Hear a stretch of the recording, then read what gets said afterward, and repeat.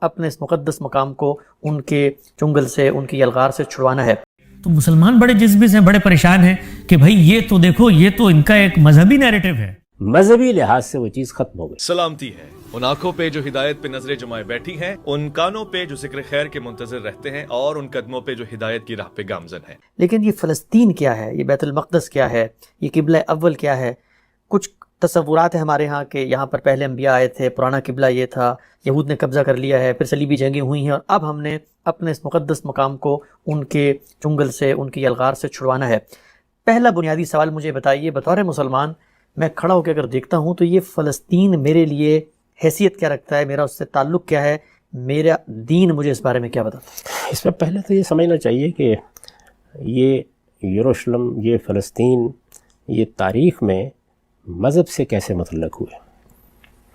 میں کئی مرتبہ یہ بات واضح کر چکا ہوں کہ اللہ تعالیٰ نے جو نبوت کی اسکیم جاری کی، اس کے دو دور ہیں۔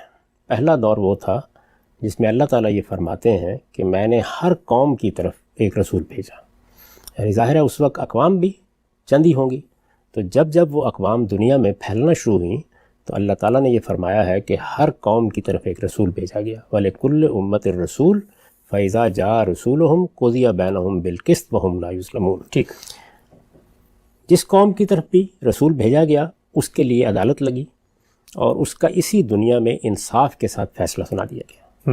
یہ ایک سنت الہی ہے۔ یہ قرآن مجید نے بتایا ہے کہ افراد کا محشر تو قیامت میں لگے گا، لیکن قوموں کا محشر یہی دنیا ہے۔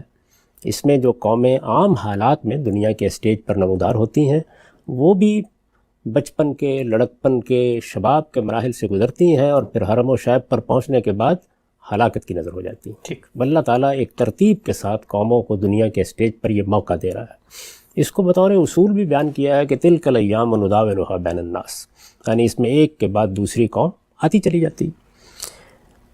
رسولوں کی بعثت جن قوموں کی طرف ہوئی، جس طرح کہ میں نے عرض کیا ہے، ان کے لیے یہ عدالت زمین پر لگ جاتی ہے، یعنی وہی عدالت جو قیامت میں افراد کے لیے لگنی ہے وہ زمین پر قوموں کے لیے اسی دنیا میں لگ جاتی ہے۔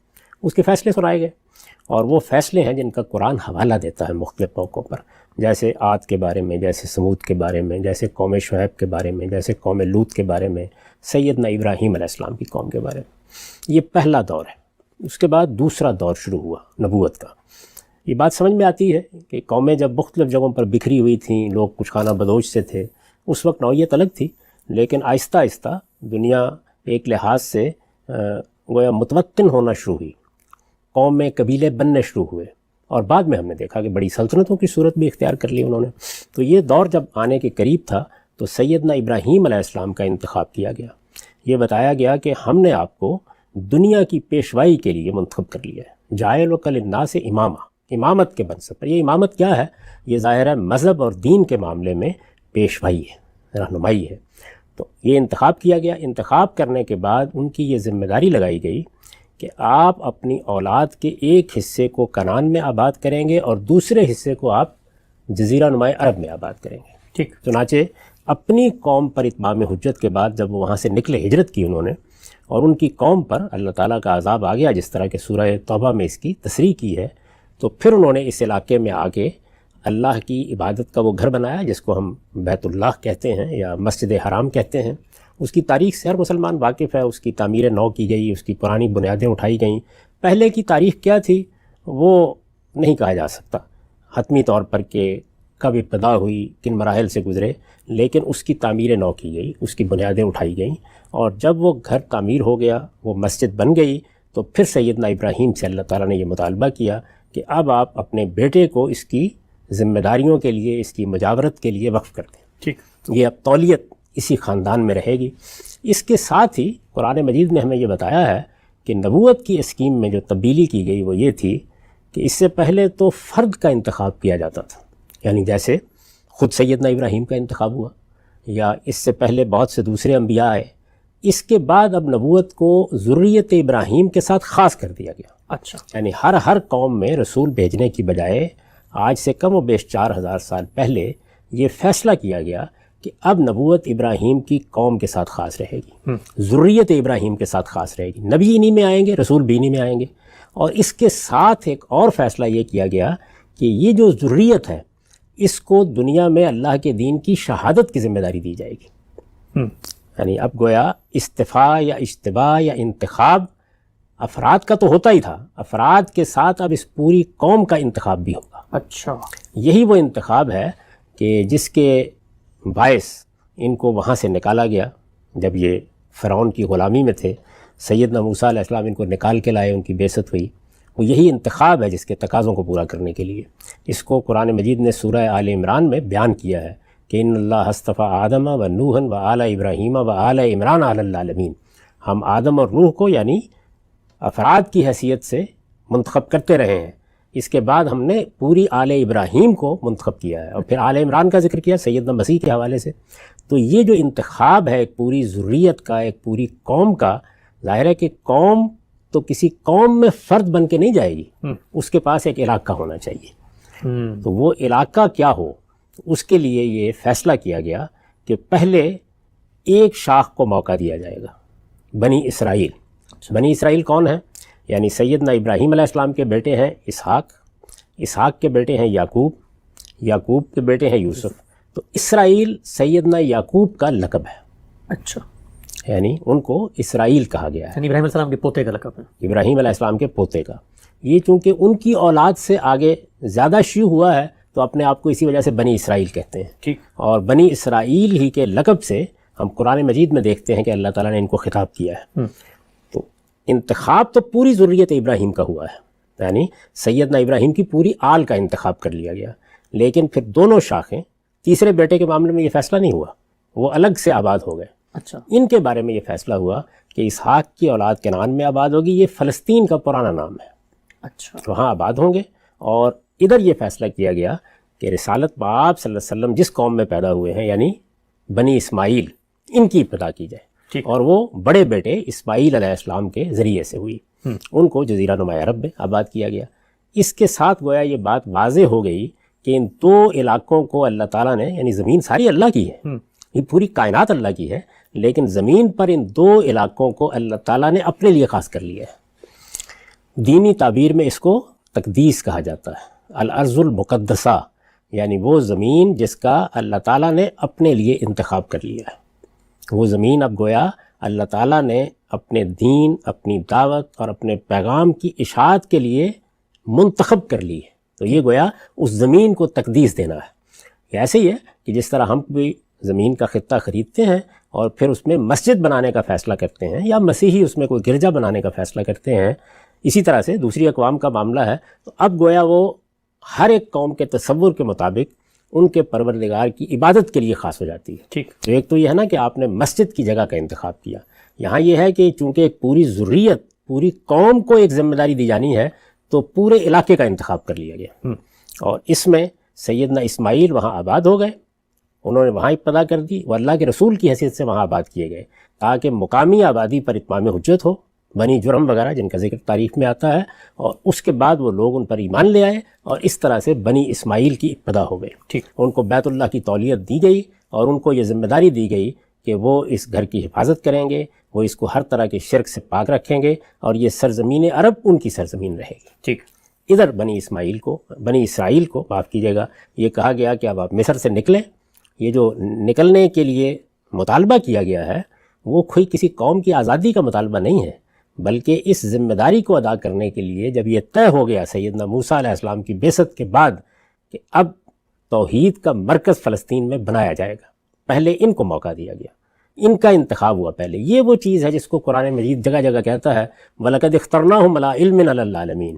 دنیا کی ساری قوموں میں سے ہم نے ان کا انتخاب کیا. انی فضلتکم علی فضلتکم علی العالمین. یہ جو سورہ بقرہ میں آپ تمہید کے فوراً بعد دیکھتے ہیں کہ بار بار اس بات کا ذکر کرتا ہے، دنیا کی قوموں میں ترجیح دے کر تمہارا انتخاب کیا، تمہیں فضیلت بخشی. تو یہ فضیلت کیا ہے؟ اصل میں یہ ایک ذمہ داری کا بیان ہے. جس طرح پیغمبر کے لیے جب کسی کو منتخب کیا جاتا ہے تو وہ فضیلت ہوتی ہے، اسی طرح سے جب اس پوری قوم کو یا اس نسل کو منتخب کیا گیا تو یہ ان کے لیے بڑی فضیلت کی چیز تھی. گویا دنیا کی سب قوموں میں سے اللہ تعالیٰ نے ان کو اپنے لیے خاص کر لیا. ٹھیک. اس لحاظ سے جب آپ بائبل کو کبھی پڑھیں گے تو یہ معلوم ہوگا کہ جیسے قرآن مجید رسول اللہ صلی اللہ علیہ وسلم کی سرگزشت انذار ہے، ایک پیغمبر کی سرگزشت انذار ہے، اسی طرح بائبل اصل میں ان کی سرگزشت ہے. ٹھیک. جس دینونت کا ظہور ان کے ذریعے سے ہونا ہے، جو ذمہ داری انہیں دی گئی ہے جس منصب پر یہ فائز کیے گئے ہیں وہ اس کی سرگزشت ساری کی ساری، کہاں سے ابتدا ہوئی، کن مراحل سے گزرے. تو ان لوگوں نے ظاہر ہے کہ فلسطین میں اب آنا تھا، اسی کے لیے ان کو حکم دیا گیا کہ اب تم جہاد کرو، کیونکہ وہاں تو کچھ اقوام آباد ہیں. اللہ کا قانون یہ ہے ہمیشہ سے کہ جس وقت ایک بڑی تعداد، ایک بڑی جمعیت ہوگی، وہ اس پوزیشن میں ہوں گے. اس کو بیان بھی کیا ہے کہ میں یہ ذمہ داری کب ڈالتا ہوں انسانوں پر، ورنہ تو اللہ تعالیٰ اپنے کام اپنے فرشتوں سے وہ جب چاہیں جو جی چاہے کرا لیں، لیکن جس وقت وہ کوئی ذمہ داری بندوں پر، ہم انسانوں پر ڈالتے ہیں، تو اس کا ایک بیان کر دیا ہے کہ یہ ایک نسبت ہوتی ہے طاقت کی بھی، تمہاری حالت بھی دیکھتا ہوں، اس کے بعد تم پر ذمہ داری ڈالتا ہوں. تو ذمہ داری ان پر ڈالی گئی کہ یہ اس علاقے کو خالی کرائیں، کیونکہ اللہ نے اس علاقے کو اپنے لیے خاص کر لیا ہے. اللہ کا فیصلہ تھا کہ یہ فلسطین کا علاقہ جس میں پہلے یہ آباد تھے، اور یہیں سے ہجرت کر کے سیدنا یوسف کے زمانے میں گئے تھے، موسیٰ علیہ السلام کی بعثت کے بعد اب اس علاقے میں آباد ہو. اور ان کا امتحان بھی تھا کہ خالی کراتے. فلسطین اصل میں اللہ تعالیٰ کے اس فیصلے کے نتیجے میں الارض المقدسہ ہو گئی، ٹھیک ٹھیک، یعنی اللہ کے لیے خاص کی گئی زمین ہو گئی. یہ اللہ نے اس کا انتخاب کر لیا، اور جس طرح کہ قرآن مجید نے اس کو بیان کیا ہے اور یہ کہا ہے کہ اب تم اس میں داخل ہو جاؤ، اللہ تمہاری مدد کرے گا. یہ الارض المقدسہ ہے، یعنی اس کی تقدیس کا فیصلہ کیا گیا ہے. یہ اب اللہ کے دین کے لیے، اس کی دعوت کے لیے خاص رہے گی، اور تمہارے لیے اللہ نے اس کو لکھ دیا ہے. کتب اللہ لکم، یعنی یہ تمہارے لیے لکھ دی گئی ہے، اس میں بس تمہیں داخل ہونا ہے. یہ بالکل ایسے ہی تھا جیسے رسول اللہ کے ساتھیوں کے لیے یہ لکھ دیا گیا تھا کہ دنیا کے ایک بڑے حصے پر ان کی سلطنت قائم ہونی ہے، لیکن اس کے لیے جدوجہد ان کو کرنی ہے، نکلنا ان کو ہے. جب وہ نکلیں گے تو اللہ تعالیٰ نتائج ان کے حق میں کر دے گا. تو ان کے بارے میں بھی یہی فیصلہ تھا، لیکن انہوں نے کمزوری دکھائی اور یہ اس کے لیے تیار نہیں ہوئے. سیدنا موسیٰ علیہ السلام دنیا سے رخصت ہو گئے. ان کے رخصت ہونے کے بعد ان کے خلفاء کی قیادت میں پھر یہ وہاں داخل ہوئے، اور وہاں پھر بعد میں ایک لمبی تاریخ ہے جس میں ان کے اوپر بہت کچھ نشیب و فراز بھی آئے، اس محلال کے موقع بھی آئے. پھر سمع النبی کے زمانے میں ان کے لیے استقرار کے مواقع پیدا ہوئے. پھر حضرت داؤد سامنے آئے اور پھر ان کی سلطنت قائم ہوئی، اور وہ ایک بڑی سلطنت تھی. ابتدا تو اگرچہ طالوت سے ہوئی، پہلے ان کے ہاں کچھ قبائلی نوعیت کا نظم تھا، لیکن بعد میں پھر ساؤل جس کو کہا گیا ہے بائبل میں، اس کے بعد پھر داؤد علیہ السلام کی سلطنت، سلیمان علیہ السلام کی سلطنت.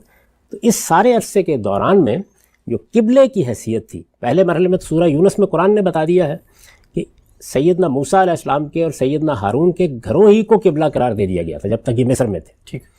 نماز چونکہ دین کا ایک لازمی حصہ رہی ہے، تو اس وجہ سے اس میں کسی نہ کسی جگہ کو قبلہ قرار دیا جاتا ہے. یہ قبلہ قرار دینے کا مطلب کیا ہے؟ نماز کی اجتماعیت پیدا کرنے کے لیے کسی ایک جگہ کا انتخاب کر لیا جاتا ہے، اس لیے کہ ورنہ تو اجتماعیت پیدا ہی نہیں کی جا سکتی. کسی نے امامت کرانی ہے، لوگوں نے پیچھے کھڑے ہونا ہے، تو ظاہر ہے کہ کوئی رخ ہوگا نا جس جانب، اس سے مرکزیت بھی پیدا ہوتی ہے. اب وہ رخ کس طرف کرنا ہے؟ میں نے یہ عرض کیا ہے کہ سورہ یونس میں بتایا گیا ہے کہ جب یہ مصر میں تھے تو وہاں یہی کیا گیا. یہاں کوئی شخص یہ سوال کر سکتا ہے کہ اللہ کی عبادت کا پہلا گھر تو بیت اللہ ہے، سیدنا ابراہیم نے اس کو آباد کیا تھا، اس کی تعمیر نو کی تھی، تو وہاں مصر میں اسی کو قبلہ کیوں قرار نہیں دیا گیا؟ دیکھیے بات یہ ہے کہ بعض اوقات جب لوگوں کی ابھی ٹھیک تربیت نہیں ہوئی ہوتی، یا بعض چیزیں ان کے لیے گویا قومی عصبیت کا موضوع بن گئی ہوتی ہیں، یا کسی چیز کے بارے میں کچھ اباہ پیدا ہو گیا ہوتا ہے، انقباض پیدا ہو گیا ہوتا ہے، تو اس کو چھیڑا نہیں جاتا. خود رسالت مآب صلی اللہ علیہ وسلم نے اس کا سبق دیا ہمیں. یعنی آخری زمانے میں جب آپ نے دیکھا بیت اللہ کو، تو فرمایا کہ یہ جو بیت اللہ کے آگے جگہ بچی ہوئی جس کو حتیم کہتے ہیں، یہ بیت اللہ کا حصہ ہے، اور ہونا یہی تھا کہ اس پوری کی پوری جگہ پر بیت اللہ کی عمارت بنائی جائے. پہلے ایسے ہی ہوتا تھا، یہ حضور نے بتایا، پہلے ایسا ہی ہوتا تھا، لیکن عمارت گر گئی، تعمیر نو کی قریش نے، ان کے پاس کچھ مسالہ، کچھ اخراجات کم پڑ گئے، تو انہوں نے اتنی جگہ باہر چھوڑ دی. اسی طرح سے چونکہ وہ متولی تھے تو وہ چاہتے تھے کہ ہمارا ایک خاص مقام رہے، تو انہوں نے بیت اللہ کا دروازہ بھی ایک ہی بنایا اور دروازہ کچھ اونچا کر دیا تاکہ ہماری مرضی کے بغیر لوگ داخل نہ ہو سکیں، ہم جس کو چاہیں اندر. اب بھی یہی ہوتا ہے، ایسا نہیں ہے کہ میں آپ جائیں اور اندر چلے جائیں. تو یہ دونوں باتیں حضور نے بیان فرمائیں، تو ظاہر ہے کہ یہ سوال پیدا ہوا کہ پھر ان کو ٹھیک کر دینا چاہیے. تو آپ نے فرمایا کہ تمہاری قوم کے لوگ، سید عائشہ کے ساتھ یہ ساری بات ہوئی ہے، تمہاری قوم کے لوگ ابھی نئے نئے اسلام میں آئے ہیں، تو اس کا شدید اندیشہ ہے کہ یہ چیز ان کے ہاں بڑے افتراق کا باعث بن جائے گی. اگرچہ رسول اللہ بھی کریں، اگرچہ رسول اللہ بھی کریں گے، تو ظاہر ہے کہ یہ چیزیں دیکھنا ناگزیر ہوتا ہے، کیونکہ یہ قبلہ کس کو قرار دینا یہ کوئی بڑی بات نہیں ہے. اللہ تعالیٰ نے یہ بتا دیا ہے کہ یہ محض اجتماعیت پیدا کرنے کا ایک معاملہ ہوتا ہے، اس سے کوئی قیامت نہیں آ جاتی. تو گھروں کو قبلہ قرار دیا گیا. اس کے بعد جب یہ سفر میں رہے تو وہاں پر ایک صندوق تھا جس میں تورات کی تختیاں تھیں یا کچھ تبرکات تھے اسی طرح کے حضرت موسیٰ کے، اس کو قبلہ قرار دے دیا گیا. اور عام طور پر خیمہ عبادت کی حیثیت سے ذکر آتا ہے، اور اس خیمہ عبادت کو کیسے بنایا جائے، اس میں کیا کیا اہتمام کیا جائے، وہ اگر آپ دیکھیں تو اس کی تفصیلات بائبل میں نقل ہوئی ہیں، اور کوئی ایک جگہ نقل نہیں، بڑی تفصیل کے ساتھ بیان ہوئی ہیں۔ اگلا مرحلہ ظاہرہ یہی تھا کہ اب کوئی اللہ کی عبادت گاہ بنائی جائے، تو وہ عبادت گاہ یہاں بنائی گئی جس کو ہیکل سلیمانی کہا جاتا ہے۔ ظاہر ہے کہ اس کی جو عمارت تھی بڑی غیر معمولی بنائی گئی۔ یہ معلوم ہے کہ سیدنا سلیمان کی بارگاہ میں تو جنات تک کام کرتے تھے، ان کا اپنا محل انہوں نے بنایا جس کو قرآن کہتا ہے سرہم ممرد من قواریر، اور اسی طرح ہیکل کی عمارت بنائی گئی۔ تو عمارت کی کا جو گھیجر تھا اور اس کی بڑائی تھی اور اس کی عظمت تھی، اس کے لیے لفظ ہیکل استعمال کیا، اور وہ مسجد تھی جو بنائی گئی، اسی لیے قرآن مجید نے اس کو المسجد الاقصیٰ کہا ہے۔ تو وہ مسجد تعمیر کی گئی، بہت بڑی مسجد۔ اب ایک لمبے عرصے تک جب ان کا جاہ و جلال تھا اور سیدنا سلیمان کی حکومت تھی، تو یہی مسجد ان کا مرکز تھا، یہی اس کا محور تھا۔ اس کے بارے میں بھی یہ معلوم ہوتا ہے قرائن سے کہ جب سیدنا سلیمان نے اس کو بنایا ہے، اور اس کے کچھ اثرات ہم کو بائبل میں بھی ملتے ہیں بعض جگہوں کے اوپر، بلکہ بعض محققین کا نقطہ نظر تو یہ ہے کہ سیدنا داؤد بھی اور سیدنا سلیمان بھی حج کے لیے آئے بیت اللہ میں۔ تو یہ کچھ قرائن، کچھ اشارات مل جاتے ہیں کہ اس کا قبلہ بھی اس طرف رکھا گیا، بیت اللہ کی طرف۔ لیکن بہرحال یہ مسجد بنائی گئی، اور یہ مسجد جب بنائی گئی اور بہت اہتمام سے بنائی گئی، تو یہ ان کی عظمت کا بھی ایک نمونہ بن گئی، ان کے لیے مذہبی لحاظ سے بھی ایک مرکزی حیثیت اختیار کر گئی۔ ایک لمبے عرصے تک اس مسجد کا یہ شان شکو اسی طرح قائم بھی تھا۔ پھر آپ کو معلوم ہے کہ بختہ نصر نے حملہ کیا، اور اس کے بعد جب انہوں نے اضمحلال اختیار کیا اور یہ اس منصب پر نہیں رہے، اس کے تقاضے پورے نہیں کر سکے، وہ چند چیزیں ہوتی ہیں جو ان سے متوقع ہیں۔ ایک یہ کہ دین کے معاملے میں یکسو ہوں، کیونکہ اللہ کی منتخب قوم ہے، جو ذمہ داری ان کو دی گئی ہے شہادت کی، اس کے تقاضے پورے کریں اور اپنے اندر وحدت قائم رکھیں۔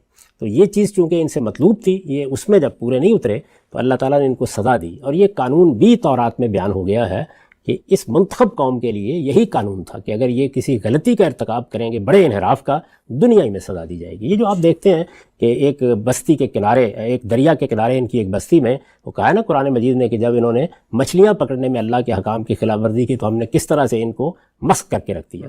تو اس طرح ان کو دنیا ہی میں سزا ملتی ہے۔ تو پہلی سزا ان کو وہ ملی، اس کا ذکر قرآن مجید نے سورہ بنی اسرائیل میں کیا ہے۔ اس کی تفصیلات ہیں، اس میں کیا ہوا، وہ ایک بڑا ہی دردناک سانحہ تھا، لیکن وہ سزا ان کو ملی، اور اس میں ہیکل کی بھی، یعنی اس مسجد کی بھی اینٹ سے اینٹ بجا دی گئی۔ اچھا، تو اللہ تعالیٰ جس وقت سزا دیتے ہیں تو یہی صورت ہے۔ کن لوگوں نے حملہ کیا؟ بابل کی حکومت، اچھا، بختہ نصر، اس نے حملہ کیا، کسی اور دین کے ماننے والے۔ جس کو نبو خد نصر بھی کہتے ہیں، تو دونوں تلفظ اس کے ٹھیک ہیں۔ تو یہ جو شخصیت تھی یا بادشاہ تھا، اس نے حملہ کیا۔ اصل میں یہ علاقہ زیر نگیں آ گیا تھا، ان کے یہاں بغاوتیں ہوئیں، ایک بغاوت کے بعد دوسری ہوئی۔ تو جس طرح پرانے زمانے میں طریقہ ہوتا تھا، بادشاہ پھر سزا دینے کے لیے آ جاتے تھے، تو ان کو غلامی کی سزا ملی، محکومی کی۔ وہ لے گئے، ان کو اسیر کر کے لے گئے۔ اس کی داستان آپ کو بائبل میں ملتی ہے۔ یہ دانیال نبی کے زمانے میں کس طرح یہ وہاں تھے، کیا پابندیاں تھیں ان پر، نماز تک پڑھنا ممکن نہیں تھا باہر نکل کے۔ تو یہ ایک اپنی جگہ داستان ہے، اس میں ہم جائیں گے تو اس کی بہت تفصیلات ہیں، اس کو لوگ خود دیکھ سکتے ہیں۔ تو پہلی مرتبہ یہ ہوا۔ اس کے بعد اللہ تعالیٰ نے اسباب ایسے پیدا کیے، کچھ ان کے اندر رجوع پیدا ہوا، ان کے ہاں پیغمبروں کی بعثت بھی ہو رہی تھی، تو پھر ان کو لوٹنے کا موقع ملا۔ سائرس کے زمانے میں بتایا جاتا ہے جب یہ لوٹے تو دوبارہ پھر، یعنی تورات کے بھی اوراق کہیں بکھر گئے تھے، اس کو بھی دوبارہ مرتب کیا گیا۔ تو پھر یہ معاملہ ہوا، یعنی کوئی آپ سمجھیں کہ سیدنا مسیح علیہ السلام کی پیدائش سے کوئی 550 سال پہلے کم و بیش، تو دوبارہ ان کی زندگی وہاں شروع ہوئی، اور ہیکل کی بھی یہ دوسری تعمیر ہوئی، یعنی دوبارہ سے اس کو تعمیر کیا گیا۔ سیدنا مسیح علیہ السلام کے زمانے تک یہی صورتحال تھی۔ سیدنا مسیح علیہ السلام کی بعثت ہوئی، ان کی طرف سے ان پر آخری حجت تمام کی گئی۔ اس وقت ان کا بگاڑ بالکل انتہا کو پہنچا ہوا تھا۔ یہ سیدنا یحییٰ علیہ السلام کا سر کاٹ کے رقاصہ کے سامنے پیش کر چکے تھے۔ مسیح علیہ السلام کے بارے میں قرآن کہتا ہے کہ اللہ کے رسول کو قتل کرنے کے درپے ہو گئے، صلیب دینے کے درپے ہو گئے۔ وہ ایک اپنی جگہ دلخراش داستان ہے۔ جب حجت پوری ہو گئی تو پھر اللہ تعالیٰ نے مسیح علیہ السلام کو ان کے اندر سے نکال لیا، اور ان کے بارے میں فیصلہ ہو گیا کہ ایک مرتبہ پھر ان پر اللہ کا عذاب آئے گا، اور پھر رومیوں نے حملہ کر کے اس ساری عبادت گاہ کو بھی تہس نہس کیا۔ ان کو بھی اس کی بڑی تفصیلات ہیں، کس طریقے سے مارے گئے، کتنے ہزاروں کی تعداد میں پکڑے گئے، عورتوں کے ساتھ کیا ہوا، محکوم اور اسیر بنا کے یہ کہاں کہاں بکھیر دیے گئے۔ اچھا، تو پھر یہ دوسرا عذاب یا دوسری مرتبہ اللہ تعالیٰ کی طرف سے یہ سزا ان کو ملی، اور پھر اللہ تعالیٰ نے گویا فیصلہ سنا دیا کہ اب معاملہ ختم ہوا، یعنی یہ آخری موقع تھا جو دیا گیا تھا۔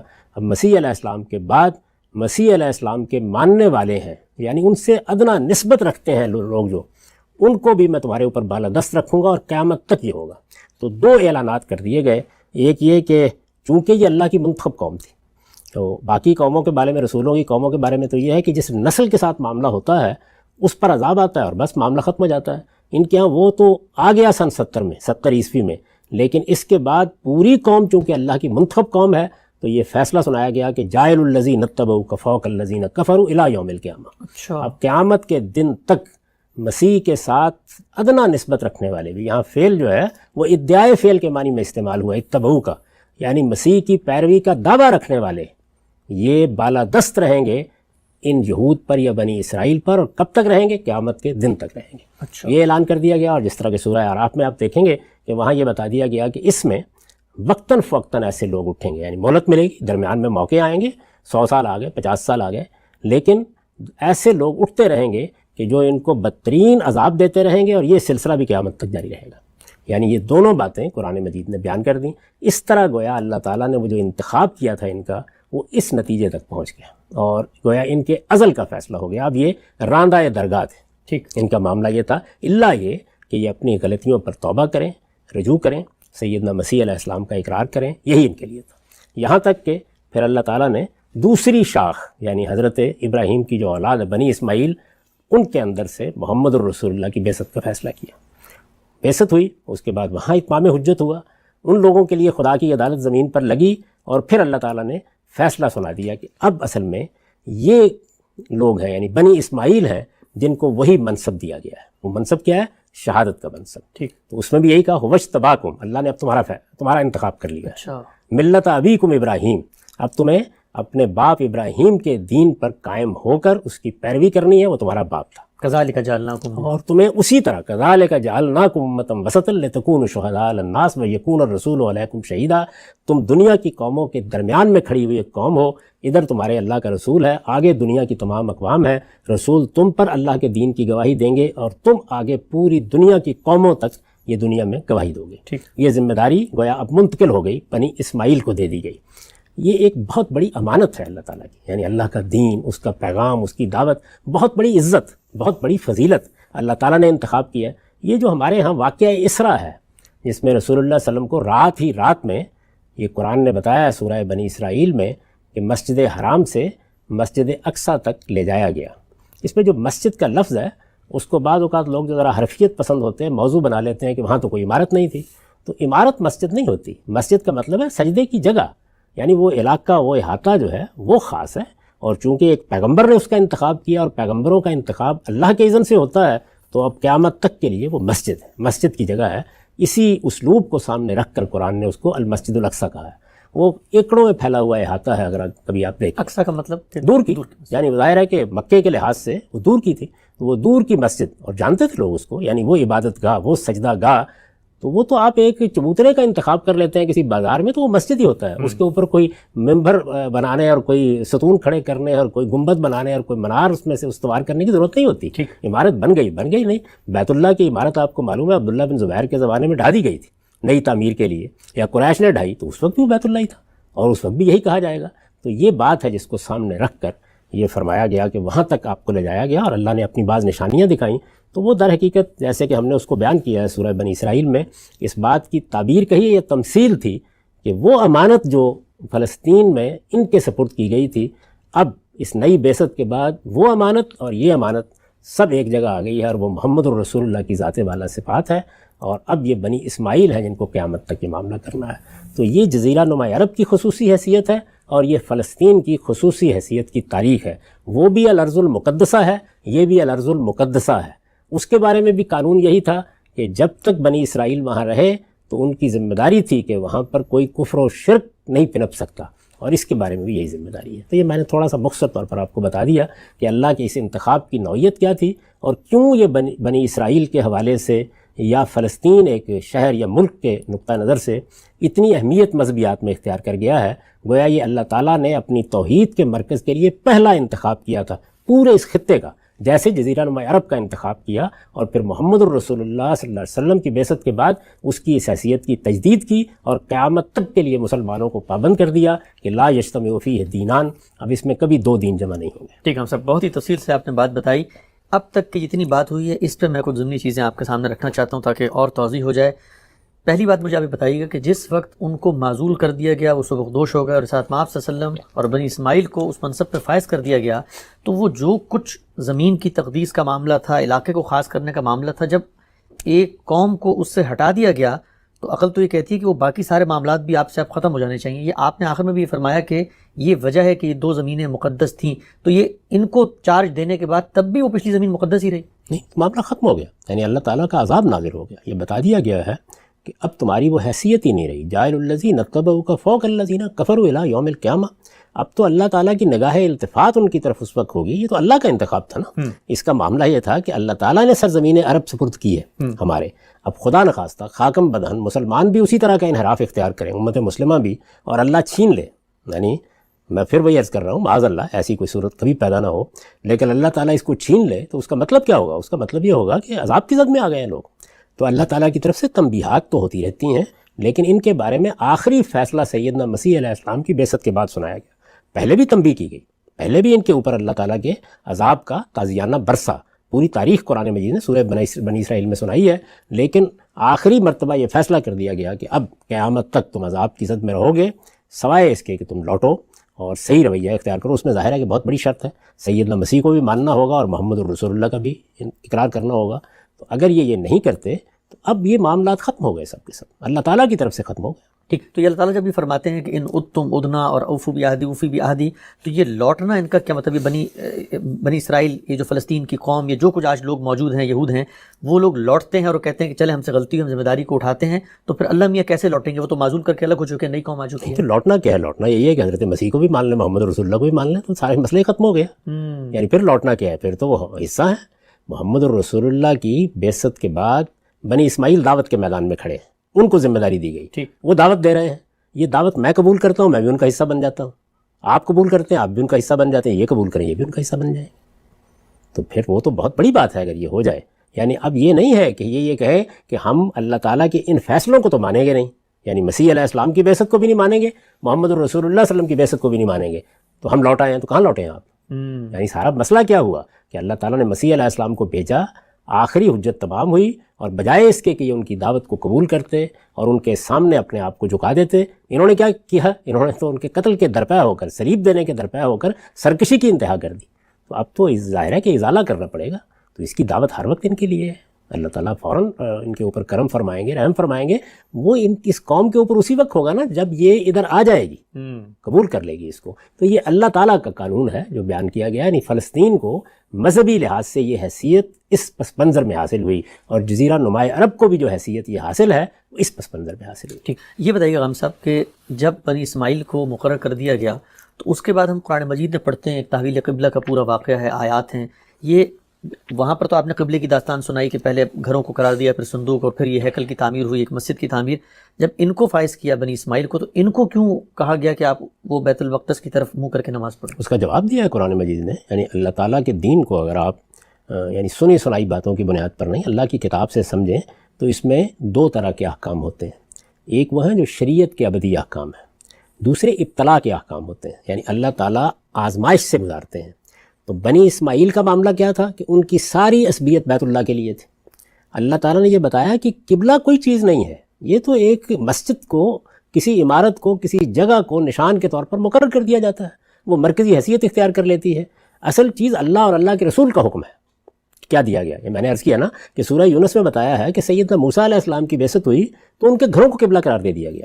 تو یہاں کیا کیا گیا کہ بنی اسماعیل کو یہ بتایا جائے کہ اصل چیز اللہ کا حکم ہے. تو ان کے لیے بیت المقدس کو، یا یوں کہیے کہ ہیکل سلیمانی کو، یا ہماری تعبیر کے مطابق مسجد اقصیٰ سے مراد کوئی عمارت نہیں ہے، بلکہ وہ احاطہ جس کے اندر وہ عمارت بنائی گئی تھی، وہ اب قیامت تک کے لیے سجدہ گاہ ہے. وہ احاطہ سجدہ گاہ ہے، یہ ایکڑوں پر ہے. تو اس کو بتا دیا گیا کہ یہ قبلہ ہوگا تمہارا.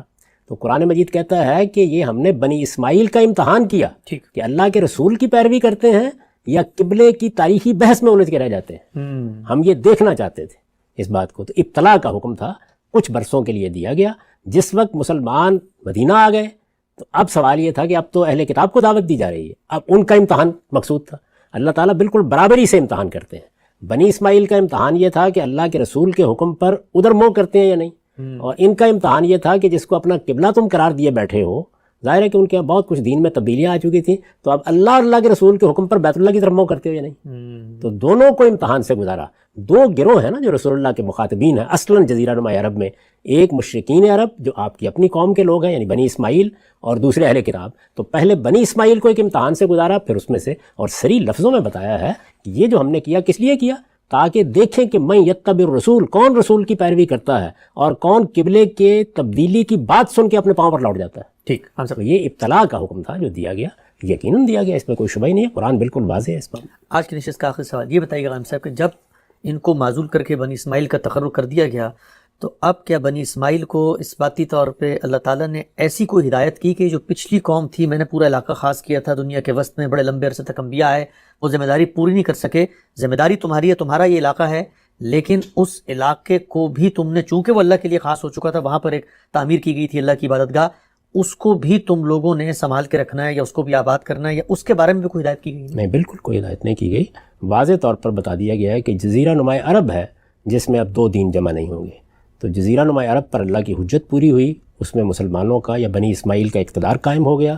اس کے ساتھ رسالت بآب صلی اللہ علیہ وسلم نے آخری زمانے میں 4 سال دنیا سے رخصت ہونے سے پہلے اپنی دعوت گرد و پیش کے علاقوں تک بھی پہنچا دی.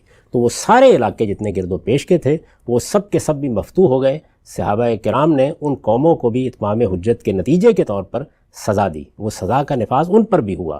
اور وہ جو قرآن کا قانون ہے کہ حتیٰ یوت الجزیۃ عن ید وہم صاغرون، کہ وہ محکومی کو قبول کر کے رہیں، اس پورے علاقے پر نافذ ہو گیا. اس پورے علاقے میں فلسطین بھی شامل تھا. تو یہ عمومی بات ہے جو کہی گئی ہے، باقی خاص طور پر کوئی حکم نہیں دیا گیا. وہ اصل میں ماضی کا قصہ ہوا، مذہبی لحاظ سے وہ چیز ختم ہو گئی. آپ کے سوال میں کافی سارے مفروضے ہیں، میں چاہوں گا کہ ایک ایک کر کے ٹھنڈے دل و دماغ سے علمی استدلالی انداز میں اس پر اپنی رائے پیش کروں، اور میں یہ توقع رکھوں سامعین سے کہ جو کچھ جذباتی مذہبی شاعری ان کو سنائی جاتی ہے، اس طرح کے ریٹرک ان تک پہنچائے جاتے ہیں جو ایک اپنی تخیل کی عالم مثال کی دنیا ہے، اس کے اندر بنائے ہوئے نقطہ نظر اور مفروضے ہیں، وہ علم اور عقل کی بساط پر ان کو پرکھ کر دیکھیں اور فکر کریں اس دوسرے زاویہ نظر پر بھی جو میں پیش کرتا ہوں.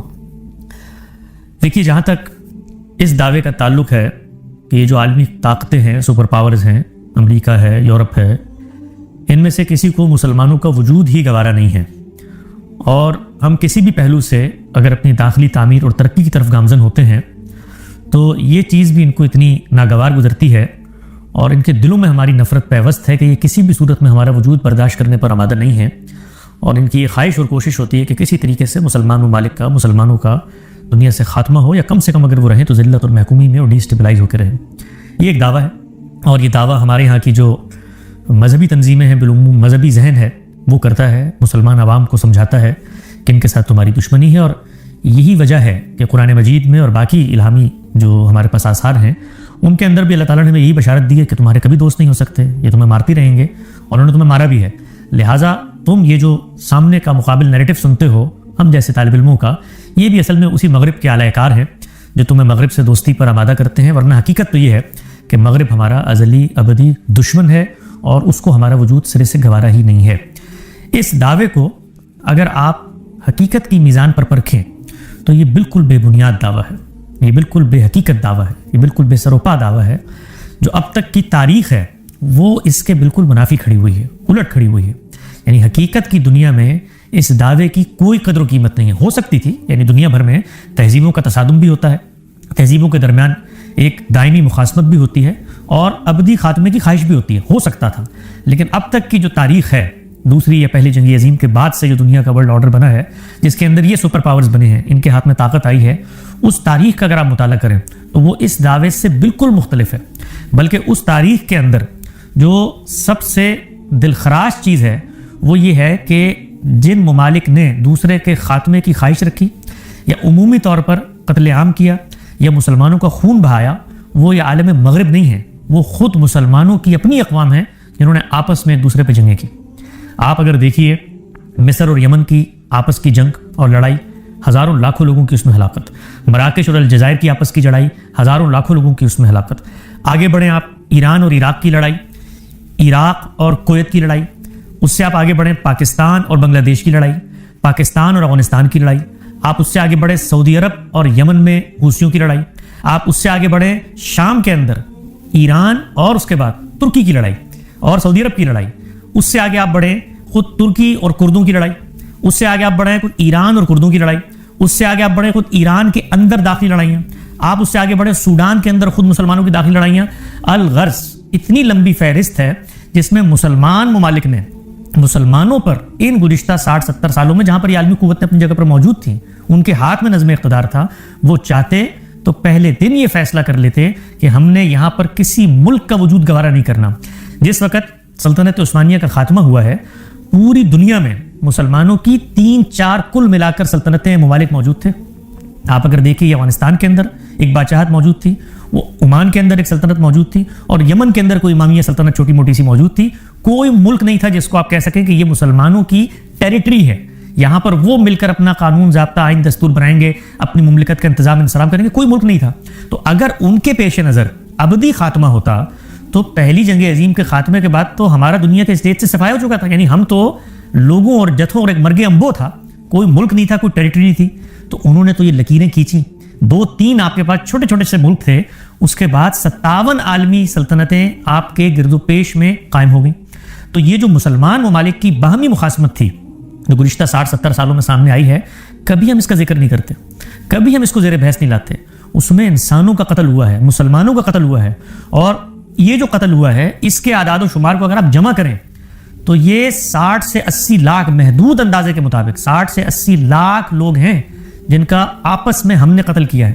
تو اس کو اگر آپ حقیقت کی بنیاد پہ دیکھیں تو پھر تو نتیجہ یہ نکالنا چاہیے کہ دنیا میں مسلمان ممالک ہیں جو ایک دوسرے کا وجود برداشت اور گوارا کرنے پر آباد نہیں. ان کے سب سے بڑے دشمن خود مسلمان ہیں. یہ میں نے آپ کو چند مثالیں دی ہیں، آپ اس کے اندر اترتے چلے جائیں تو آپ کو یہ معلوم ہوگا کہ خود مسلمان ممالک کی جو داخلی خانہ جنگیاں ہیں ان کے اندر جو مسلمانوں نے دوسرے مسلمانوں کا قتل عام کیا، کبھی ہمارے کانوں پر جونی رنگ تھی، کبھی ہمارے لیے یہ چیز باعث تشویش نہیں ہوتی. صرف شام کا گزشتہ 15 سالوں کا آپ مطالعہ کریں تو آپ کو اندازہ ہو جائے گا کہ جو کچھ تو خون کا بازار وہاں پہ گرم رہا. ہماری تو رسائی نہیں ہے یمن تک، تو اندازہ ہوگا کہ وہاں پر ہمارے خادم الحرمین الشریفین اور ہماری سلطنت جن کے تحت ہم اپنی مقدس مقامات کی حفاظت ان کو تفویض کر چکے ہیں، وہ جس طرح سے برسر پیکار ہیں. ہم لوگ جو پاکستان میں رہتے ہیں ان کو افغانستان کے مسلمانوں سے کیا کچھ سہنا پڑا ہے.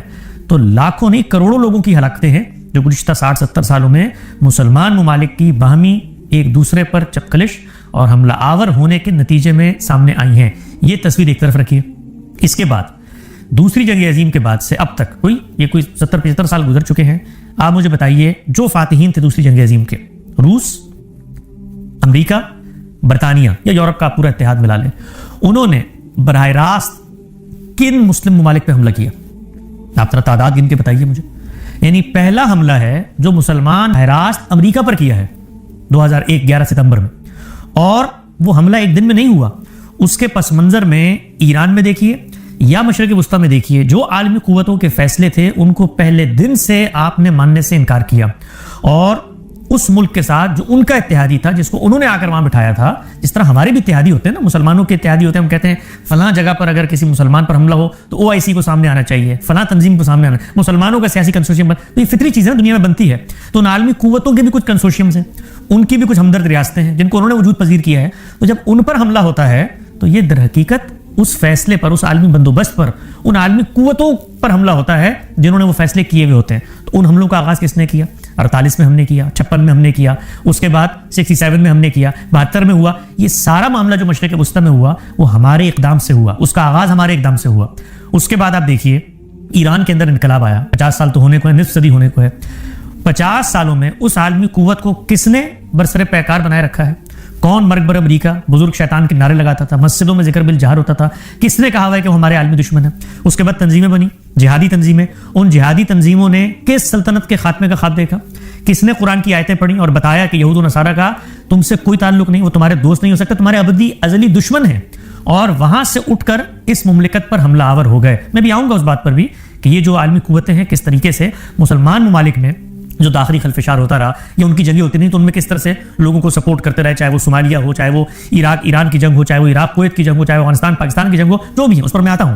لیکن ایک منٹ کے لیے ذرا مجھے یہ بتائیے کہ ہمارا مذہبی ذہن اگر پہلے دن سے ایک عالمی قوت کو اپنا دشمن گردان رہا ہے اور اس نیریٹو کو اپنے مسجدوں میں، مدرسوں میں، مجھے اتنی حیرانی ہوتی ہے آج کل یہ کچھ اسرائیل کے اندر اور باقی دنیا میں لوگ کچھ تورات کے حوالے دے رہے ہیں, کوئی بائبل کے حوالے دے رہے ہیں کہ بھائی یہ مثال کے طور پہ نیل سے لے کے وہاں تک ہماری سرزمین تھی اور مسیح آئیں گے. تو مسلمان بڑے جذبے سے بڑے پریشان ہیں کہ بھائی یہ تو دیکھو, یہ تو ان کا ایک مذہبی نیریٹو ہے, یہ تو اسرائیل کا ایک مذہبی, تو وہ جو مذہبی ایجنڈا ہمارا ہے پچھلے 70 سالوں سے اور پچھلے 1400 سالوں سے, جس کو لے کر ہم گلی گلی, نگر نگر, کریا کریا, بستی بستی, مسجد مسجد خطبے دیتے ہیں کہ دنیا میں یہود تمہارے دوست نہیں ہو سکتے, مسیح تمہارے دوست نہیں ہو سکتے اور ان کا خاتمہ ہوگا, یہ تو کسی درخت کے پیچھے بھی چھپیں گے تو وہاں سے آواز آئے گی کہ اے عبداللہ اس کی گردن کاٹ دے. تو یہ جو ہم مذہبی نیریٹو پیش کرتے ہیں تو اس میں کوئی پرابلم پیدا نہیں ہوتی. ہماری جنگیں اگر مذہبی, تو دوسری طرف سے اگر وہ مذہبیت کا تڑکا لگے اور مذہبیت کا نیریٹو سا, تو ہم بڑے خوفزدہ ہو جاتے ہیں. ہائی یہ جنگ تو دیکھو وہ تو ہمارا وجود ہی گوارا, تو ہم وجود گوارا کرتے ہیں. ہم نے ان کے وجود کو پہلے دن سے گوارا کیا, ہم نے ان کا وجود تو ایک طرف رکھی, اپنے مسلمان ممالک, اپنے بھائیوں کے وجود کو گوارا نہیں کیا. تو اس چیز کو سامنے رکھ کر اگر یہ نتیجہ نکالا جائے کہ گزشتہ 70 سالوں میں مسلمانوں نے جب بھی تعمیر و ترقی کی بنیاد رکھی, خود مسلمانوں نے ان کا خون بہایا, تو یہ مقدمہ درست ہوگا. یا عالمی قوتیں مسلمان ممالک پہ حملہ آور ہو گئیں, یہ مقدمہ درست ہوگا. پہلا ملک ہے گزشتہ 70 سالوں میں جس پر براہ راست حملہ ہوا ہے وہ ہے افغانستان, دوسرا ملک ہے ایران, اور تیسرا مسلمانوں کا اکثریتی ملک ہے جس پر محدود اندازے میں ایک حملہ ہوا, وہ ہے لیبیا. یہ 3 ممالک ہیں. ان 3 ممالک کے اندر ان عالمی قوتوں نے براہ راست حملہ آور ہو کر اس خطرے کا خاتمہ کیا جو انہیں محسوس ہوتا تھا. ان تینوں ممالک کے اندر حملے کی ابتدا کہاں سے ہوئی ہے؟ افغانستان پر حملے کی ابتدا دیکھ لیے. انہوں نے اٹھ کر حملہ کیا ہے امریکہ میں آ کر. یہاں پر 5-6 ہزار بے گناہ لوگوں کا قتل عام ہوا 9/11 کے حملوں میں. اس کے نتیجے میں وہ حملہ آور ہوئے. اس حملے میں انہوں نے ظلم کیا, تعدی کی, وہ سارے معاملات ان سے دنیا بھی پوچھے گی, ان کی عوام بھی پوچھتے, اور آخرت میں اللہ بھی پوچھے گا, اور ہمیں بھی حق ہے پوچھنے کا کہ آپ نے کمبیٹنٹس کو مارا, نان کمبیٹنٹس کو مارا, جو ظلم عدوان تعدی انہوں نے کیا, ہر ایک کو حق ہے. لیکن حقیقت کی دنیا میں رہیے کہ اگر وہ چاہتے تو ان 70 سالوں میں 57 ممالک ہیں, ہر سال ایک ملک پہ حملہ آور ہونا تھا اور اس کا خاتمہ کرنا. بھائی ان 57 ممالک کی لکیریں انہوں نے کھینچ کے دی ہیں, انہوں نے یہ تقسیم کی ہے. ہماری 2-3 ممالک تھے, ہمیں 57 ممالک مل گئے. اچھا, یہ ممالک جو ہمیں ملے, آپ کبھی دنیا کے نقشے کے اوپر ان ممالک کی جو حیثیت ہے, ان کے پاس جو وسائل ہیں, دنیا کا نظم و نسق, انتظام و انصرام چلانے کی جو صلاحیت ہے, اس کا کوئی موازنہ کسی دوسری قوت سے آپ کر نہیں سکتے. یعنی دنیا کی 90% تجارت بحری رستوں کے ذریعے ہوتی ہے. ان بحری گزرگاہوں کے اندر 5 بڑی گزرگاہیں ہیں جہاں سے دنیا کا 50 سے 60% تجارتی مال گزرتا ہے. وہ 5 کی 5 گزرگاہیں مسلمانوں کے قبضے میں ہیں. آپ آبنائے ہرمز کو دیکھ لیں, آپ باسفورس کو دیکھ لیں, آپ وہاں یمن میں باب الجندب کو دیکھ لیں, آپ ملاکا میں جا کر آبنائے ملاکا کو دیکھ لیں جو انڈونیشیا ملیشیا کے درمیان ہے. دنیا کی 20% صرف تجارت وہاں سے ہوتی ہے. آپ نہر سوئس کو دیکھ لیں. یعنی جو بڑی تجارتی شاہراہیں ہیں, آبی تجارتی شاہراہیں, وہ مسلم ممالک کے تصرف میں وہاں پر وہ بیٹھی نہیں ہیں. ان کا قدر اور ان کی رائے اور آمدن وہ فیصلہ کن ہوتی ہے وہاں پر. اس سے آگے بڑھ کے دیکھیں, تیل کے ذخائر دنیا میں 60 سے 70% مسلم ممالک کے پاس ہیں. ان میں 2 بڑی سلطنتیں, وہاں سعودی عرب موجود ہے, یا ایران موجود ہے, وہاں عراق موجود ہے. ان کے پاس پچھلے 60-70 سال سے تیل ہے. دنیا کی توانائی اور اس کے کنووں کے اوپر وہ بیٹھے ہوئے ہیں. تو یہ اگر عالمی قوتیں یہ چاہتی کہ بھائی یہ معاملہ نہ ہو, تو ان کے پاس تو اس کا اتنا زبردست اختیار تھا دوسری جنگ عظیم کے بعد کہ وہ جو چاہتی معاملہ کرتی تقدیر و قسمت کا. ہم میں سے کوئی شخص اس جگہ پر نہیں کھڑا ہوا تھا کہ ان کا ہاتھ بھی پکڑ سکے. یعنی وہ جو ہاتھ پکڑنے کے لیے کھڑے ہوئے تھے ہٹلر, ان تک کا خاتمہ انہوں نے کر دیا. تو ہم کس کھیت کی مولی تھے؟ تو جو بات ہم سمجھاتے ہیں دنیا کو, بتانا چاہتے ہیں دنیا کو, وہ بات یہ ہے کہ یہ تہذیبیں اپنی تاریخ میں, اور ہم اپنی تاریخ میں ایک ہی تھے. دنیا ایک ہی تھی, حملہ آور ہوتی تھی, قبضہ کرتی تھی, اور اس کے بعد اپنا جھنڈا گاڑتی تھی, لوگوں کو باج گزار بناتی تھی, مرد غلام بنتے تھے, عورتیں لوڈیاں بنتی تھیں. ان کے اندر یہ تہذیب پیدا ہوئی, ان عالمی سامراج, ان لوگوں کے اندر یہ فلسفہ, یہ خیال, اور یہ بھی یہاں کے کچھ دانا اور حکیم دانشوروں نے پیدا کیا کہ لڑنے بھڑنے کے نتیجے میں نہ تم محفوظ رہو گے نہ دنیا آگے بڑھے گی. کچھ سوشل سائنسز کی ریفارمیشن ہوئی, کچھ قانون کی حکمرانی, کچھ حق خود ارادی, کچھ بنیادی انسانی حقوق, کچھ ان چیزوں کو ماننا کہ کچھ دستوری ریاستیں ہوتی ہیں, ان کے اندر لوگوں کو آزادی, کچھ شخصی معاملات اور ریاست کے یہ بحثیں پیدا ہوئیں. ان کے نتیجے میں ایک نعمت غیر مترکبہ ہم لوگوں کو حاصل ہو گئی. یعنی وہ تھوڑے سے انسان بنے تھے, فائدہ ہمیں ہو گیا, ہم تو خاتمے کی طرف گامزن تھے. میں نے آپ سے عرض کیا کہ افغانستان, عمان اور یمن کو ہٹا کر سلطنت عثمانیہ کے خاتمے کے بعد ہمارے پاس دنیا میں تھا کیا؟ ہر جگہ پہ یہی بیٹھے ہوئے تھے, ان کی حکومت تھی, ہم تو ان کے باج گزار تھے, ہم تو ان کے رہینے منت تھے. تو ان کے اندر تہذیب پیدا ہونے کی صورت میں کچھ ہمیں بینیفٹس ملے اور کچھ نہیں. جو ملے وہ دنیا کی تاریخ میں مسلمانوں کو کبھی حاصل نہیں رہے. صحابہ کرام کے زمانے تک کہتے ہیں نا ہماری 5 بر اعظموں میں حکومت تھی, اس کا رقبہ اور آج مسلمان مملکتوں کو جو رقبہ حاصل ہے موازنہ کریں تو صحابہ اکرام رقبے سے دگنا اور تگنا رقبہ آج ہمیں حاصل ہو گیا، یعنی اس سے ڈبل اور ٹرپل بڑی سلطنت ہے جو 57 اسلامی ممالک کی صورت. اور وہ ممالک کون سے ہیں کہ صرف آبی گزرگاہیں نہیں، صرف تیل کی توانائی نہیں، ان کا محل وقوع آپ دیکھیے، اس وقت بھی آپ دیکھیے دنیا کے وسط میں وہ سلطنتیں موجود ہیں. اور ان سلطنتوں کو اگر یہ تہذیب خاتمے پر آتی تو خاتمہ ہو چکا تھا، وجود بخشا ہے، دوبارہ سے مہلت دی ہے. تو اس پس منظر میں اگر آپ دیکھیں کہ وہ اگر ہمارے ابدی ازلی دشمن ہیں، وجود ہی گوارا نہیں کرتے، تو یہ 50-60 سال پہلے ہمیں 57 ممالک کی لکیریں کھینچ کے دینے کی ضرورت کیا تھی؟ اور جب دے دی تو دینے کے بعد وہ حملہ آور ہوئے ہم پر، ہم نے اقدام کیا ہے ان سے نفرت کا. اور دنیا میں جو ممالک ان کی اس طاقت کو، ان کی اس تہذیبی برتری کو چیلنج کرتے ہیں، تو آپ کے خیال میں اگر آپ عالمی قوت ہوں اور آپ کی یہ طاقت اور تہذیبی قوت چیلنج ہو، تو اس کے بعد آپ ان لوگوں کے گلے میں ہار ڈالیں گے کہ آؤ اپنی طاقت اتنی بڑھاؤ کہ جو نیریٹو تمہارے اندر موجود ہے، تمہارے شعور کی اعماق میں اترا ہوا ہے اور تمہارے مذہبی نصوص میں موجود ہے، اس کو آ کر ہمارے اوپر پورا کر لو. یعنی یہ مسلمان ممالک میں سے جن ممالک کا میں نے آپ کو نام بتایا، یہ ممالک ایک دوسرے کے وجود کو کیوں گوارا کرنے پر آمادہ نہیں ہوئے؟ اس لیے کہ خطرہ تھا، طاقت سے خطرہ تھا. آج آپ دیکھیے افغانستان ہمارے پڑوس میں موجود ہے، مسلمانوں کا ملک ہے، پاکستان اس پر حملہ آور ہے. کیوں حملہ آور ہے؟ اس لیے کہ ہمیں اس خطے میں اپنی طاقت خطرے میں محسوس ہوتی ہے، اپنی سالمیت خطرے میں محسوس ہوتی ہے. تو جتنے ممالک ہیں دنیا میں، چاہے وہ مسلمان اور مسلمان ممالک ہوں، چاہے وہ مسلمان اور غیر مسلم ممالک ہوں، چاہے وہ غیر مسلم اور غیر مسلم ممالک ہوں، جس کسی کو ایک دوسرے کی طاقت سے سالمیت کا خوف لاحق ہوگا، وہاں پر وہ اقدام کرے گا، ہر طرح کا اقدام کرے گا. وہ ڈی اسٹیبلائزیشن کا اقدام بھی کرے گا، وہ اپنے چاہنے والی سیاسی پارٹیوں کو بھی وہاں پر لے آئے گا، اور وہ یہ بھی چاہے گا کہ ان ملکوں میں اگر کوئی ایسی قیادت پیدا ہو گئی ہے جو قیادت ہماری حاکمیت کو، عالمی طور پر ہمارے غلبے کو چیلنج کرنے کی پوزیشن میں آ گئی ہے، تو ہم اس کا خاتمہ کریں. تو یہ جتنے ممالک ہیں، آپ یہ دیکھیے لیبیا کے اندر یا عراق کے اندر، یہ لوگ اصل میں اسی امریکہ کے باجگزار بن کے رہ رہے تھے. یعنی ایران عراق جنگ میں کون کھڑا تھا عراق کے پیچھے؟ عراق کویت جنگ میں کون کھڑا تھا عراق کے پیچھے؟ امریکہ کھڑا تھا. لیکن جیسے ہی ان عالمی طاقتوں چیلنج کرتے ہیں تو پھر اس کے نتیجے میں قیمت ہے جو آپ کو چکانی پڑتی ہے. وہ قیمت صرف ہم نہیں چکاتے، وہ سب چکاتے ہیں. وہ مثال کے طور پہ اگر روس کے پڑوس میں یوکرین کرے گا تو وہ بھی چکائے گا، وہ اگر چین کے پڑوس میں کوئی ملک کرے گا تو وہ بھی چکائے گا. تو یہ دنیا کی سیاست اور طاقت کا کھیل ہے. اس کے اندر ہم یہ کہیں کہ ہم تو ان کو چیلنج کریں گے، جی ہم تو ایٹمی طاقت بنا رہے ہیں، اپنی تعمیر و ترقی کر رہے ہیں. اس سادگی پہ کون نہ مر جائے خدا. یعنی ایٹمی طاقت تعمیر و ترقی نہیں ہے. ایٹمی طاقت اصل میں مخالف قوت کو یہ بتانا ہے کہ میں اس پوزیشن میں آ گیا ہوں کہ اب اس خطے کے فیصلے میں کروں گا، میری سالمیت پہ تم حملہ آور نہیں ہو سکتے، میں تمہارے برسر پیکار ہوں، تمہارے مقابل میں ہوں، اب میں برابر کی قوت پیدا کر رہا ہوں، میں میزائل بنا رہا ہوں جو تمہارے اتحادیوں پر براہ راست حملہ کرنے کے لیے میں استعمال کر سکتا ہوں. تو یہ تعمیر و ترقی نہیں ہے میرے بھائی، یہ ان کو یہ پیغام دینا ہے کہ ہم تمہارے اس عالمی طاقت کو ماننے سے انکاری ہیں، اور انکار کے نتیجے میں ہم اپنی عسکری اور دفاعی صلاحیت اتنی بڑھا رہے ہیں کہ جب کبھی موقع ملے گا اس موقع کو ہم استعمال کریں گے تمہارے خلاف.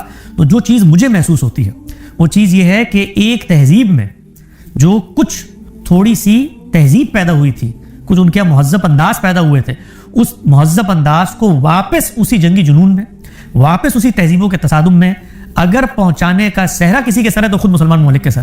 یعنی ہمارے لیے تو یہ چیز باعث شکر ہونی چاہیے تھی کہ چلو پھر سے ہمیں ہماری تینوں سلطنتوں کا خاتمہ ہوا، صفوی ہوں، عثمانی ہوں یا مغلیہ ہوں. 17ویں صدی ہمارا زوال کا نقطہ آغاز ہے. تو اس کے باوجود ہمیں دوسری جنگ عظیم کے بعد اتنا کچھ مل گیا، اتنی بڑی بڑی معیشتیں مل گئیں، اتنی بڑی بڑی طاقتیں مل گئیں، تیل ہمارے یہاں سے نکل آیا، بحری گزرگاہیں ہمارے یہاں، ہوائی گزرگاہیں ہمارے یہاں. مشرق وسطیٰ آپ دیکھیے دنیا کی 20-30% جتنی ہوائی آمد و رفت ہوتی ہے اس کا مرکز و محور بن گیا. تو یہ نعمتیں ہمیں حاصل ہوئیں. ان نعمتوں کے حصول کے بعد باہمی طور پر انتشار ہم نے کوئی کمی نہیں چھوڑی.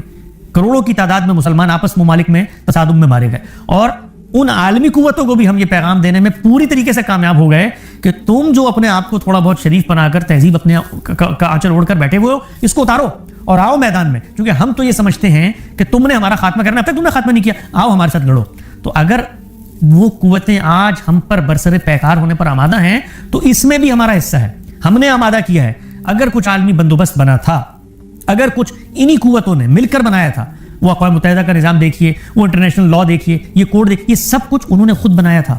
یعنی ہم میں سے کوئی ان کو پابند نہیں کر سکتا کہ جی انٹرنیشنل. آج بھی میں سنتا ہوں کہ جی یہ مثال کے طور پر امریکہ نے اور اسرائیل انٹرنیشنل لا کی خلاف ورزی کی ہے. وہ لا انہوں نے بنایا تھا، اس لیے بنایا تھا کہ ہم گھر کے بڑے بھائی ہیں، ہم فیصلہ کر رہے ہیں کہ آپس میں کوئی نہیں لڑے گا.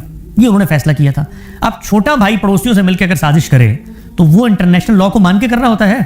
ایران نے مثال کے طور پہ لبنان میں حزب اللہ بنائی, فلسطین میں حماس کو سپورٹ کیا, اس کے بعد شام کے اندر لاکھوں سنیوں کا قتل عام ہوا اسی نقطہ نظر کے ماننے والے لوگوں کی نسبت سے, اور ان کو انہوں نے سپورٹ کیا.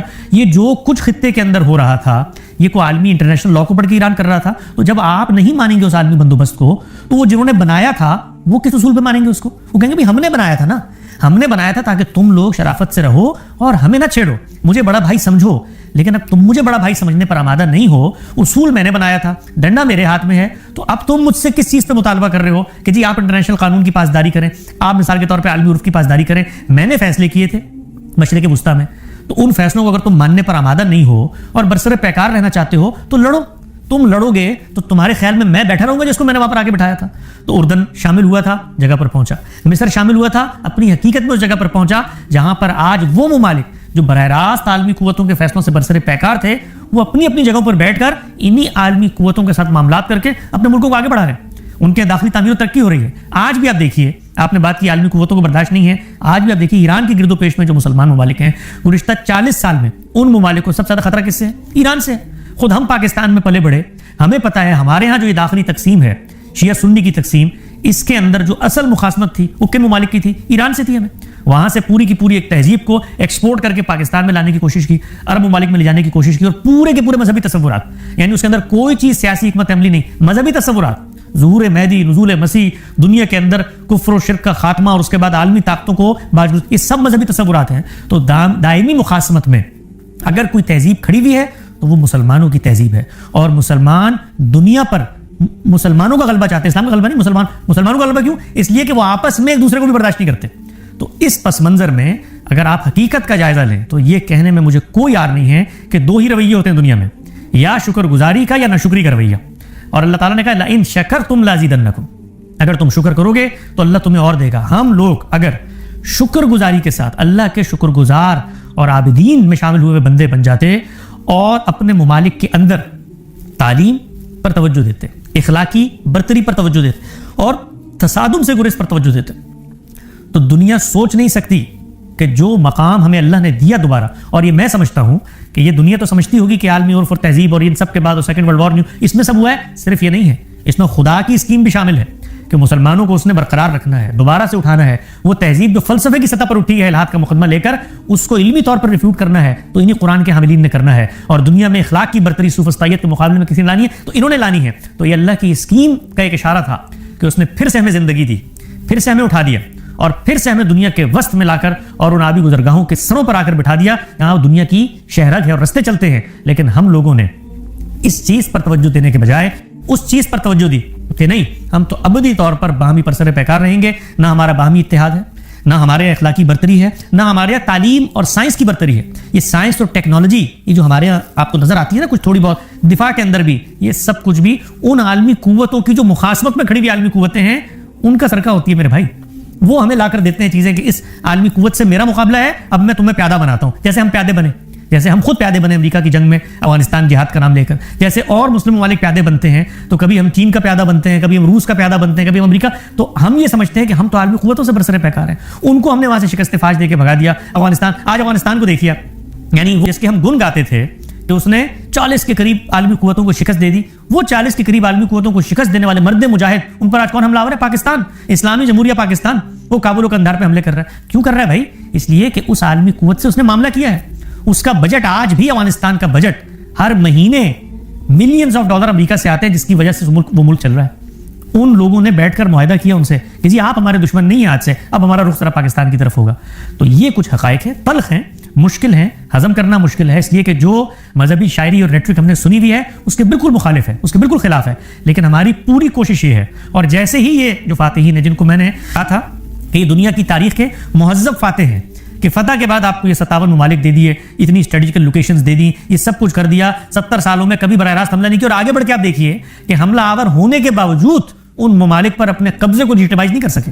نہیں کہہ سکے کہ یہ آج سے افغانستان میری سلطنت ہے. کہنے کو کہہ سکتے تھے نا بھائی, ہم نے $10 ٹریلین لگایا ہے, ہم عالمی عرف ہم نے بنایا تھا انٹرنیشنل, اس کو ہم پھاڑ کے پھینکتے ہیں, یہ ہمارا. وہ بھی نہیں کر سکے. افغانستان آج بھی طالبان کے کنٹرول میں ہے, عراق آج بھی وہاں کے مقامی لوگ چلا رہے ہیں. ان ممالک نے جو کچھ کیا وہ یہ کیا کہ جہاں طاقت کو چیلنج کیا جائے گا وہاں پر اقدام کیا جائے گا. وہ اپنے علاقے ہوں, چاہے وینزویلا میں اتر کے اس کے صدر کو اٹھا کے لے آئے, طاقت جہاں چیلنج ہوگی وہاں پر ہم مقابلہ کریں گے. تو اس اصول کو اگر آپ نہیں مانتے تو پھر تو آپ اپنے خطے کے اندر اپنی برتری کا خاتمہ کر دیں.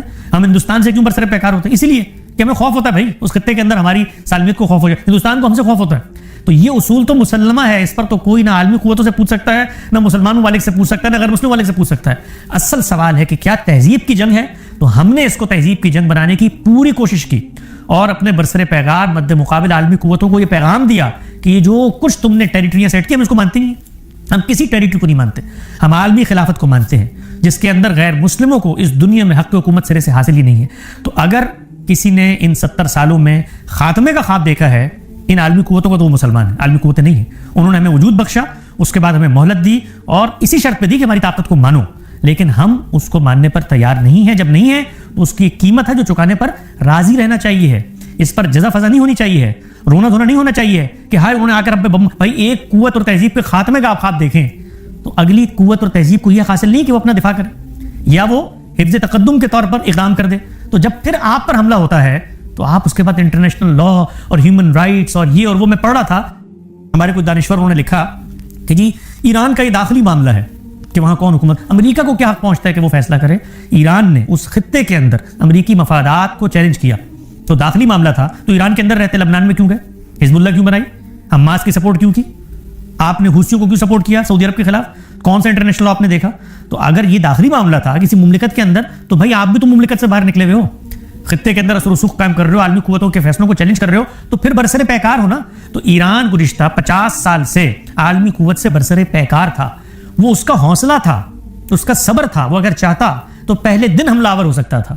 وہ اب حملہ آور ہوا ہے تو ہم کچھ نہیں کر سکتے اس لیے کہ ہمارے پاس طاقت نہیں ہے. وہ پہلے دن حملہ آور ہو جاتا تب بھی کچھ نہیں کر سکتے تھے ہم.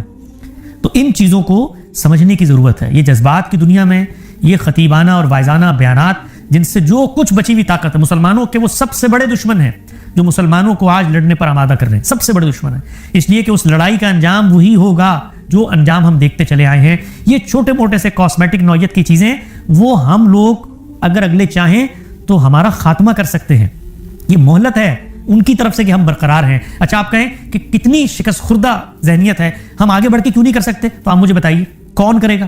یعنی پورے مسلم ممالک کے اندر 4 ممالک ہیں جن کے پاس باقاعدہ ایئر فورس ہے, کچھ ترکی, مصر, یہ سعودی عرب اور پاکستان. ٹھیک ہو گیا. ان میں جو کچھ فضائی قوت موجود ہے لڑنے کی, ان کی 90% ٹیکنالوجی مغربی اقوام کی دی ہوئی ہے. وہ جہاز اڑ کے اس طرف جا نہیں سکتے. میں نے یہ دعویٰ کیا تھا جس پر لوگوں نے بہت بھت اڑائی, بڑا مذاق اڑایا. تو آپ آج جائیے اس دعوے کی تصدیق کر لیجیے. جو F-16 ہمارے پاس ہیں, جو ٹیکنالوجی ہمارے پاس ہیں, وہ اڑ کے اس طرف جا سکتی ہیں. اچھا ہم اپنے خطوں میں جنگ لڑتے ہیں خود دوسری عالمی قوتوں کی ٹیکنالوجیوں سے.